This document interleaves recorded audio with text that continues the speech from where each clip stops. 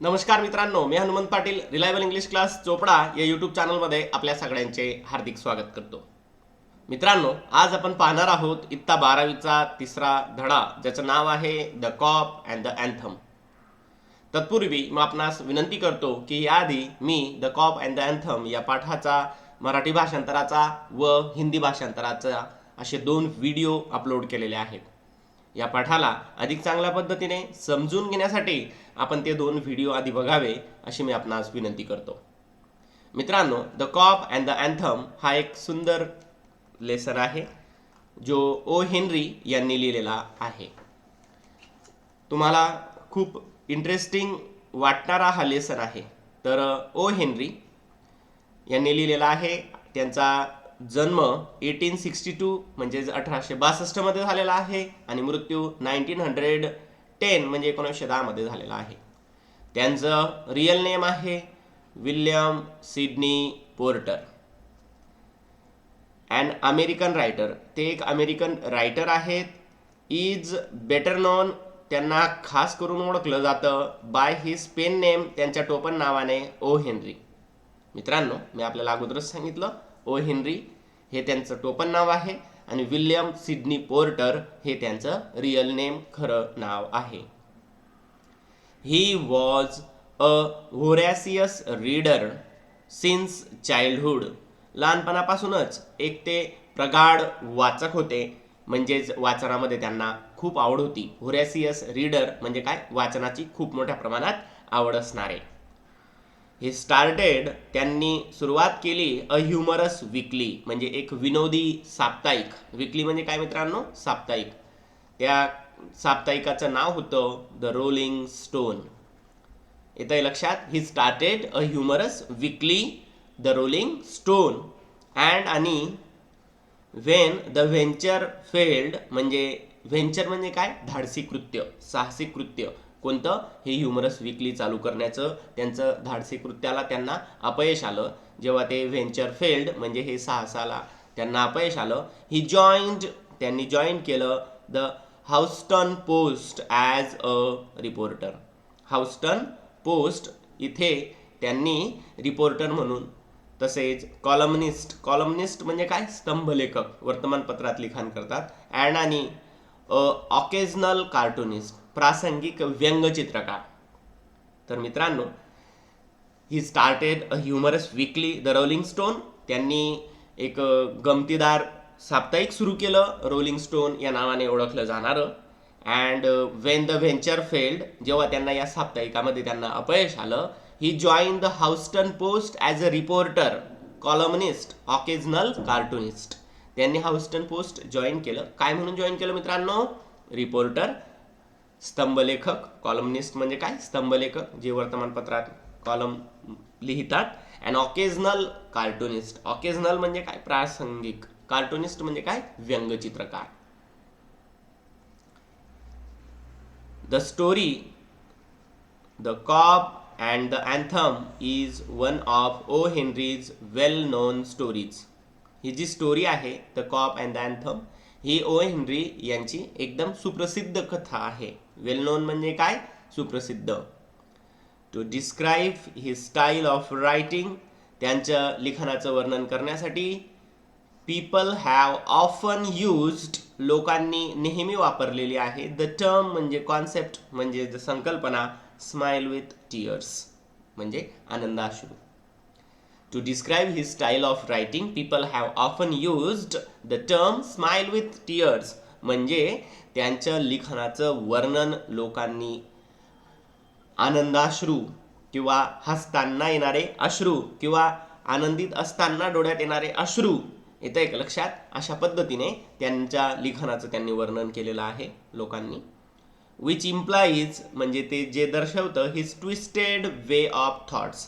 Twisted म्हणजे काय, गुंतागुंतीचं. त्यांचे जे विचार आहेत ना ते ट्विस्टेड आहेत, गुंतागुंत असलेले आहेत. And endings in almost every story.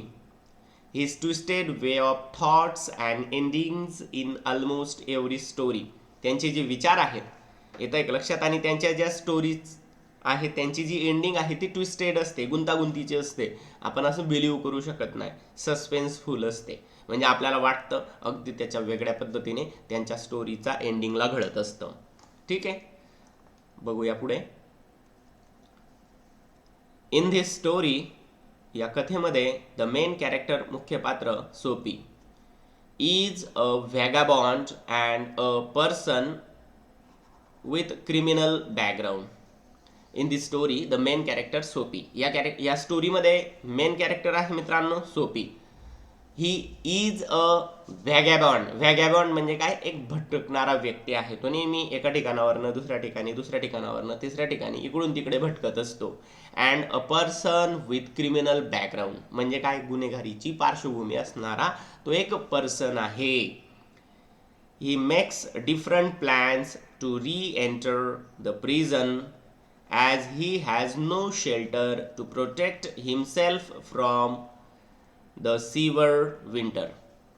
He makes different plans. तो वेगवेगळ्या योजना बनवतो. To re-enter the prison, तुरुंगात जाण्यासाठी. As he has no shelter, त्याला राहायला काही जागा नाहीये. टू प्रोटेक्ट हिमसेल्फ, स्वतःला वाचवण्यासाठी. फ्रॉम द सीवर विंटर, सीवर कोल्ड म्हणजे कडाक्याच्या थंडीपासून स्वतःला वाचवण्यासाठी दुसरं कोणतंही शेल्टर म्हणजे राहण्याचं ठिकाण नसल्यामुळे तो तुरुंगात जाण्याचा विचार करतो. The story ends in an unexpected way. ही जी स्टोरी आहे ती अनपेक्षित पद्धतीने संपते.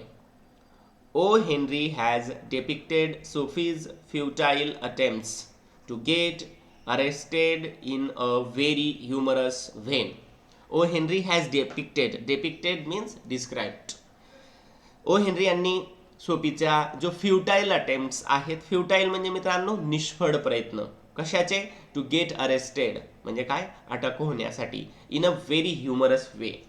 ओ Henry has depicted Soapy's futile attempts to get arrested in a very humorous way म्हणजे स्वतःला अटक करून घेण्याचा जो हेनरी आपला सोफीचा जो प्रयत्न आहे, येतं एक लक्षात, तो त्यांनी एकदम असं विनोदी पद्धतीने मांडलेला आहे, स्पष्ट केलेला आहे मित्रांनो.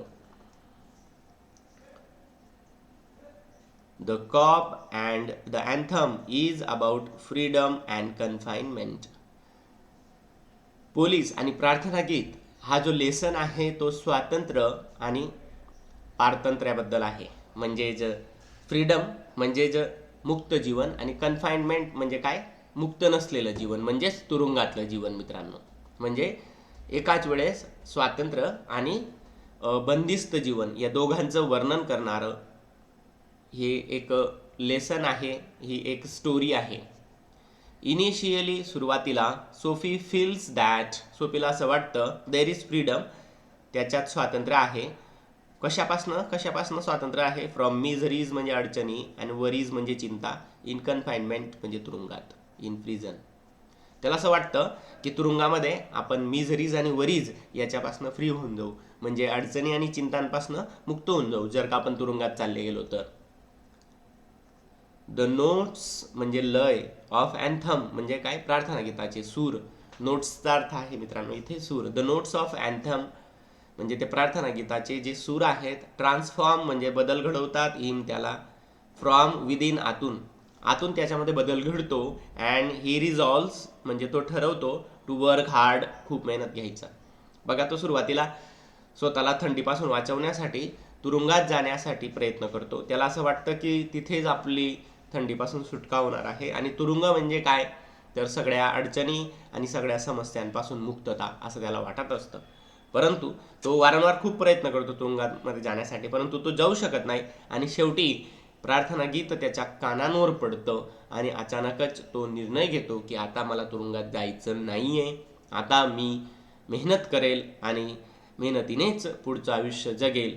आणि त्याच वेळेस त्याला तुरुंगात जावं लागतं. सोपी faces the irony of fate as the moment he realizes the real freedom lies in a virtuous life. He is taken into confinement. Sophie faces the irony of fate म्हणजे नशिबाचा उपहास त्याला भोगावा लागतो. कारण जेव्हा त्याला कळतं की खरं स्वातंत्र्य, खरा आनंद, खरं सुख हे तुरुंगात नसून एक व्हर्च्युअस लाईफ जगण्यामध्ये आहे, म्हणजे सद्गुणी जीवन जगण्यामध्ये आहे, हे जसंही त्याच्या लक्षात येतं, he is taken into confinement. Confinement म्हणजे प्रिझन. त्याला तुरुंगात नेलं जातं. म्हणजे जोपर्यंत तो तुरुंगात जाण्यासाठी प्रयत्न करतो मित्रांनो, तोपर्यंत त्याला तुरुंगात जाता येत नाही. आणि जसंही तो आता आपल्याला तुरुंगात जायचं नाही असं ठरवतो, त्याला तुरुंगात जावं लागतं. मित्रांनो, आयुष्याचा हा एक खूप महत्त्वाचा मुद्दा तुम्हाला शिकायला या पाठातनं मिळू शकतो, की आपण जे ठरवतो ते होत नाही आणि नंतर वेगळंच होतं आणि अपेक्षेप्रमाणे आपल्या गोष्टी कधीच घडत नाही. अशी सुंदर स्टोरी आपण आता बघणार आहोत.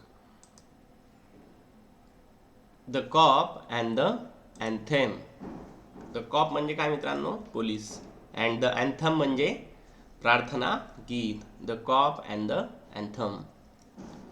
तर मित्रांनो, ही एक सोपी नामक व्यक्तीची कथा आहे.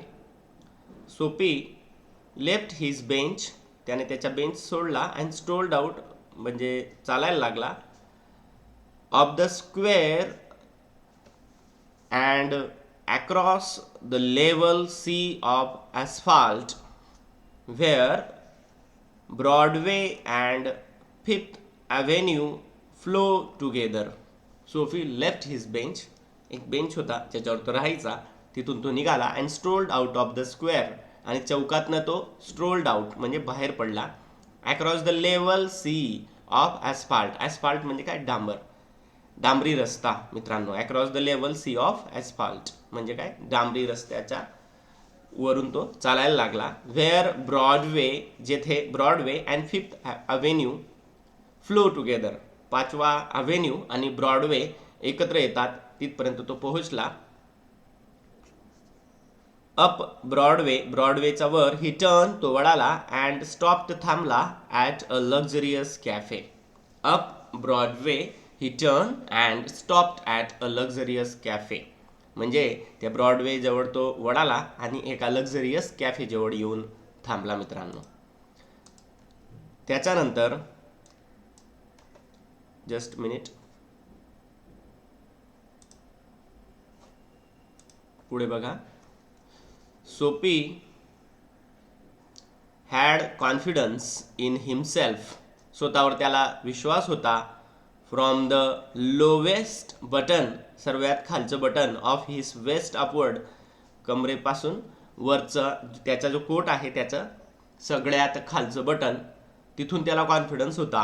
ही वॉज शेवन, शेविंग केलेली होती त्याने, and his coat was trim, त्याचा कोटही नीटनेटका होता, ठीकठाक होता. And his neat black bow had been presented to him, एक ब्लॅक कलरचं बो त्याला दिलं गेलेलं होतं by a lady missionary on Thanksgiving Day. जो थँक्स गिविंग डे असतो त्या दिवशी त्याला एका लेडी मिशनरीने एक बो दिलेलं होतं, त्याने ते त्याच्या कोटवर त्याने लावलेलं होतं. कोणत्या दिवशी दिलं होतं मित्रांनो? थँक्स गिविंग डेला दिलेलं होतं. तर नोव्हेंबर महिन्याचा जो 4था गुरुवार असतो मित्रांनो, तो एक धार्मिक सण म्हणून साजरा केला जातो आणि त्या दिवशी पारंपरिक स्वयंपाक वगैरे हा केला जात असतो आणि त्या दिवशी देवाला थँक्स म्हटलं जातं, थँक्स गिविंग म्हटलं जातं. येतं एक लक्षात? त्या सणाला थँक्स गिविंग म्हटलं जातं आणि देवाबद्दल आभार व्यक्त केला जातो. नोव्हेंबर महिन्यातला 4था गुरुवार पवित्र गुरुवार म्हणून ओळखला जातो.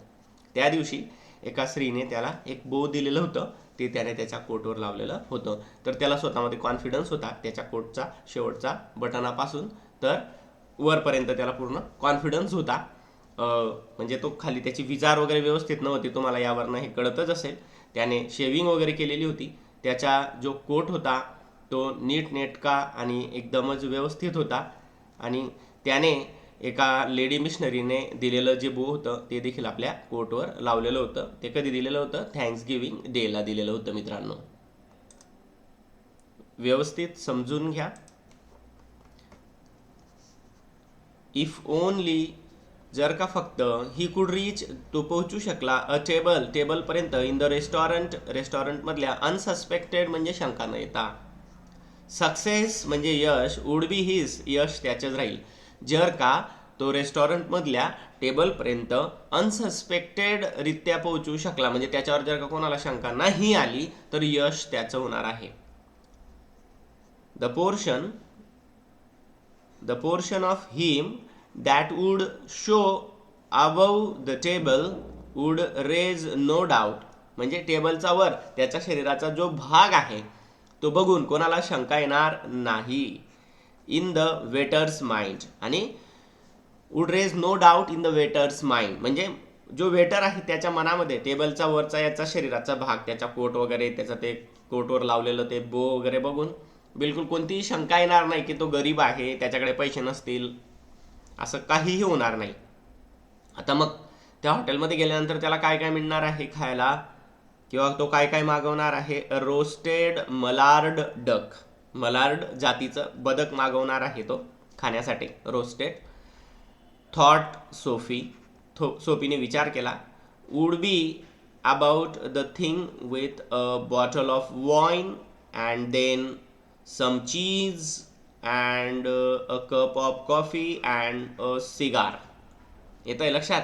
तो विचार करू लागला की त्या हॉटेलचा टेबलावर बसून वेटरकडे आपल्याला काय काय मागायचं आहे? अ रोस्टेड मलार डक मागायचं आहे, त्याच्यानंतर अ बॉटल ऑफ वाईन मागवायची आहे, त्याच्यानंतर सम चीज म्हणजे थोडं चीज वगैरे मागवायचं आहे, त्याच्यानंतर a cup of coffee and cigar मागवायचं आहे, असा तो विचार करतोय मित्रांनो. $1 for the cigar would be enough. सिगारचा $1 लागेल त्याला. $1 म्हणजे एक त्याची त्या वेळची डॉलरची किंमत जी असेल ती त्याला लागेल. The total would not be so high. आता या सगळ्या गोष्टींची किंमत एवढी जास्त होणार नाही as to call forth any extreme of revenge from the cafe management. आता या सगळ्या ज्या गोष्टी तो घेणार आहे त्याची किंमत एवढी काही जास्त होणार नाही की तो दुकानदार खूप मोठा रिव्हेंज घेईल, त्याच्यावर बदला घेईल बा त्याच्याकडनं पैसे वसूल करण्यासाठी. पण तरी सुद्धा आणि येट तरी सुद्धा the meat would have leave sorry yet the meat would leave him filled, म्हणजे तेवढं खाऊन त्याचं पोट पूर्ण भरून जाईल. And happy for the journey to his winter island. हे बघा, हे जे काही जेवढं तो ऑर्डर करण्याचा तो विचार करतोय याची एवढी काही किंमत होत नाही की तो सरळ सरळ त्याला तुरुंगात पाठवून देईल, परंतु तुरुंगात जाण्यासाठी त्याला जेवढा वेळ लागेल तेवढ्या वेळेपर्यंत त्याचं पोट भरलेलं राहील आणि त्याचा तो प्रवास आहे तो आनंदाने होईल, कारण पोटात असल्याशिवाय आपण कोणतंच काम करू शकत नाही. तर त्याची जर्नी कुठपर्यंत? Winter island. विंटर आयलँड म्हणजे काय मित्रांनो? कन्फाइनमेंट, प्रिझन, तुरुंग. येतं आहे का लक्षात? हिवाळी बेट म्हणजे कोणाला म्हणतोय तो? त्या तुरुंगाला म्हणतोय मित्रांनो. येतं आहे लक्षात? बट परंतु ॲज सोपी set foot inside the restaurant door, परंतु जसंही तो त्या रेस्टॉरंटच्या डोअरचा आतमध्ये पाय ठेवतो, द हेड वेटर्स म्हणजे मुख्य वेटर्सची eye fell upon his tattered trousers and decadent shoes.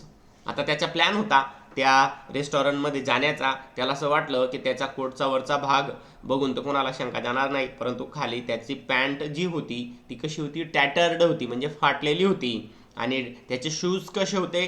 डिकेडंट म्हणजे जीर्ण झालेले, जुने झालेले. लक्षात घ्या. तर त्या जो हेड वेटर होता त्याची नजर त्याच्या पॅन्टवर आणि त्याच्या बुटांवर पडली.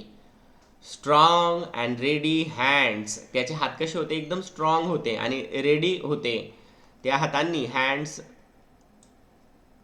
टर्न हिम अबाउट म्हणजे त्याला वळवलं. टर्न हिम अबाउट त्याला वळवलं. And conveyed him in silence त्याला एकदम शांततेत तिथून बाहेर काढले.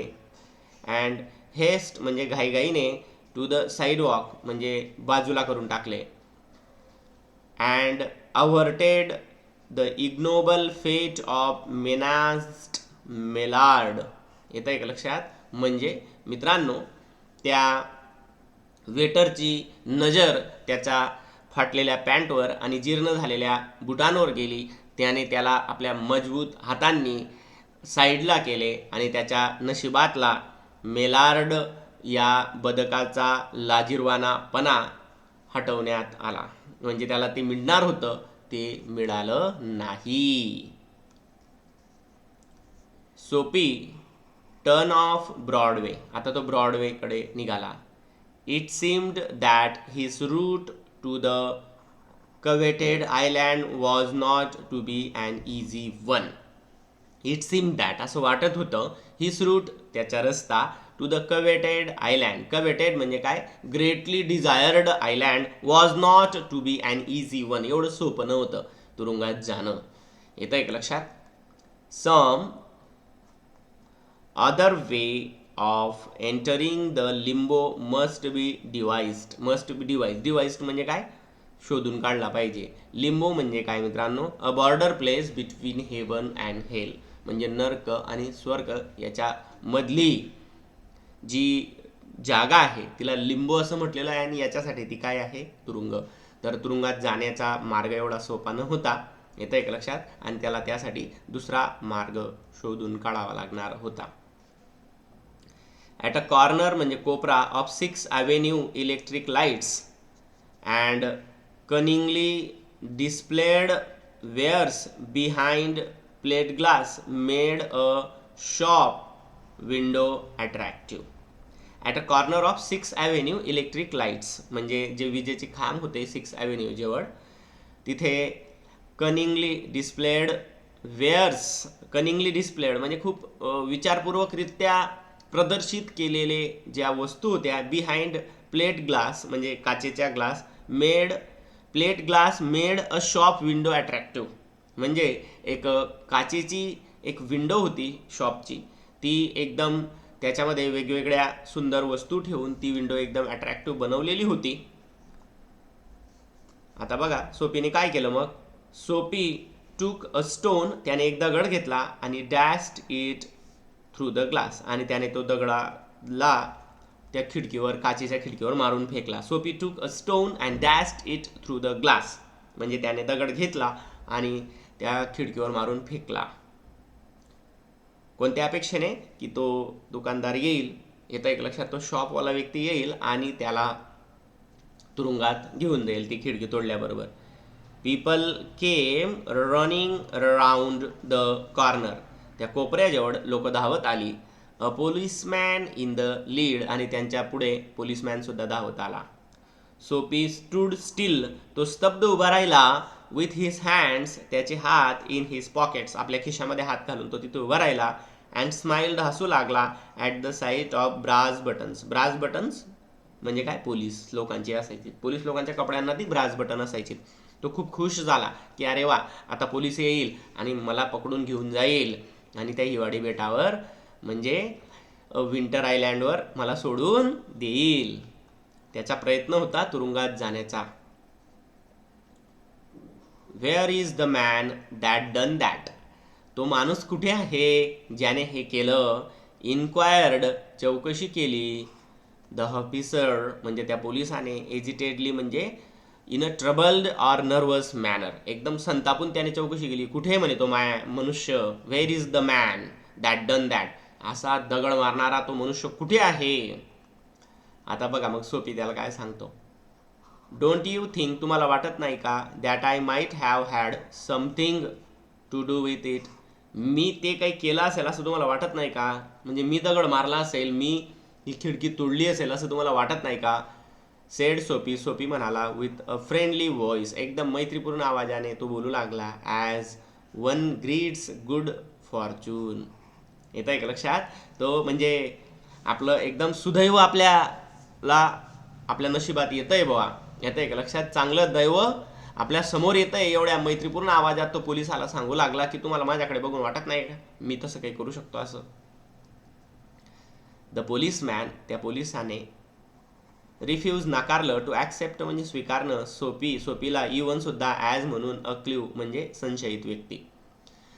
त्या पोलिसाने दगड मारणारा एक संशयित व्यक्ती म्हणून सुद्धा सोपीचा स्वीकार करण्यास नकार दिला.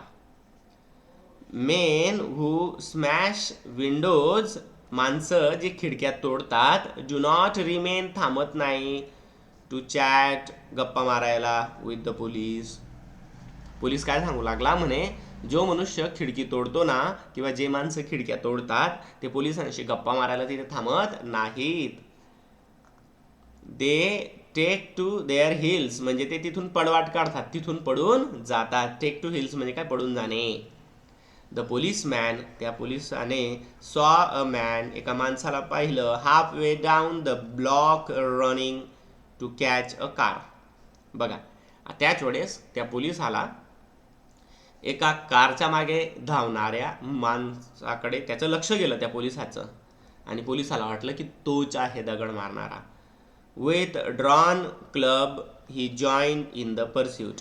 With the drawn club he join in the pursuit, म्हणजे मित्रांनो, त्या गाडीवाल्याच्या मागे, म्हणजे तो गाडी पकडण्यासाठी धावणारा, कारच्या मागे धावणाऱ्या व्यक्तीच्या मागे तो पोलीस त्याला पकडण्यासाठी धावू लागला. सोपी विथ डिस्गस्ट, निराशेने, इन हिज हार्ट, त्याच्या हृदयात, ड्रिफ्टेड अलॉंग, तो पण तिकडे जाऊ लागला. ट्वाइस अनसक्सेसफुल, 2 अयशस्वी प्रयत्न झाल्यामुळे तो खूपच निराश झालेला होता. पहिला प्रयत्न म्हणजे त्या हॉटेलमध्ये शिरण्याचा, काहीतरी खाण्याचा, आणि दुसरा प्रयत्न म्हणजे ती खिडकी तोडून तुरुंगात जाण्याचा. लक्षात घ्या मित्रांनो, त्याचे 2 प्रयत्न अयशस्वी झालेले होते आणि म्हणून मग तो थोडासा निराश झालेला होता. On the opposite side of the street was a restaurant of no great pretension. No great pretension म्हणजे एकदम एवढं काही असं VIP वगैरे नाही, एकदम सर्वसाधारण असं एक रेस्टॉरंट त्याला अपोजिट साइड ऑफ द स्ट्रीटला दिसलं. It catered to large appetites and modest pursuits. It catered to large appetites म्हणजे ते खूप मोठ्या प्रमाणातली भूक ते भागवू शकत होतं, परंतु त्याला अतिशय मॉडेस्ट परस्यूज म्हणजे कमीत कमी पैशांमध्ये आपलं त्याच्यात पोट भरणार होतं. Its crockery and atmosphere were thick. तिथे खूप साऱ्या गोष्टी वगैरे होत्या आणि वातावरण एकदम असं ठीकठाक होतं. Its soup and napery thin. त्याचं जे सूप होतं, येतं आहे का लक्षात, आणि ते एकदम असं सर्वसाधारण होतं. इन टू धिस प्लेस सोपी बिटूक हिमसेल्फ विदाउट चॅलेंज. येतं आहे का लक्षात, त्याने परत एकदा स्वतःला तसं आव्हान दिलं. ॲट अ टेबल, एका टेबल जवळ, he sat and consume beef steak. त्याने बीफ स्टिक खाल्लं म्हणजे मांस खाल्लं.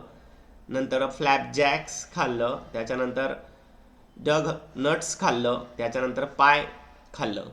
At a table he sat and consume beef steak, flapjack, doughnuts and pie, एवढ्या सगळ्या गोष्टी त्याने तिथे खाल्लेल्या आहेत. तर मित्रांनो, on the opposite side of the street was a restaurant of no great pretension. No great pretension म्हणजे कसं, एवढं जास्त असं भपकेबाजी नसलेलं.